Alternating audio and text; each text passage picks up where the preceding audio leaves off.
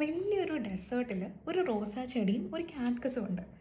അപ്പോൾ ഈ റോസാ ചെടിയാണെങ്കിൽ കാക്ടസിനെ ഭയങ്കര കളിയാക്കലാണ്. നിന്നെ കാണാൻ ഭംഗിയില്ല, നിന്റെ മേത്ത് ഭയങ്കര മുള്ളുകളാണ്, ആം, അതുകൊണ്ട് വേറെ ആരും നിൻ്റെ അടുത്തോട്ട് വരത്തില്ല, പിന്നെ മറ്റുള്ളവർക്ക് ബുദ്ധിമുട്ടുണ്ടാക്കാനാണ് നീ ലോകത്ത് തന്നെ നിൽക്കുന്നത് എന്ന രീതിയിൽ ഭയങ്കര കളിയാക്കമാണ്.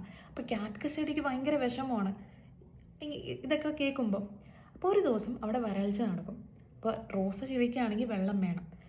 അപ്പോൾ റോസാ ചെടി കാക്ടസിനോട് ചോദിക്കും, കുറച്ച് വെള്ളം തരാമോ? പക്ഷേ കാക്ടസ് ചെടിയുടെ അകത്ത് വെള്ളം സ്റ്റോർ ചെയ്ത് വെക്കാൻ പറ്റും. അപ്പോൾ കാക്ടസ് ചെടി കുറച്ച് വെള്ളം കൊടുക്കും റോസാ ചെടിക്ക്. അപ്പോൾ റോസാ ചെടി ആ ഒരു സമയത്താണ് റോസാ ചെടിക്ക് മനസ്സിലാവുന്നത്, പക്ഷേ ഭംഗി എന്ന് പറയുന്നത് ഒരിക്കലും അപ്പിയറൻസ് അല്ല, ഒരാളുടെ മനസ്സിൻ്റെ വലിപ്പവും ആ കൈൻഡ്നെസ്സുമാണ് എന്ന്. അപ്പം മോറൽ ഓഫ് ദ സ്റ്റോറി എന്ന് പറഞ്ഞാൽ നമ്മൾ ഒരിക്കലും ഒരാളുടെ അപ്പിയറൻസ് വെച്ച് ജഡ്ജ് ചെയ്യരുത്. Never judge by looks. അപ്പോൾ ഈ ചെറിയൊരു കഥ ഇഷ്ടപ്പെടുമെന്ന് എനിക്ക് തോന്നുന്നു.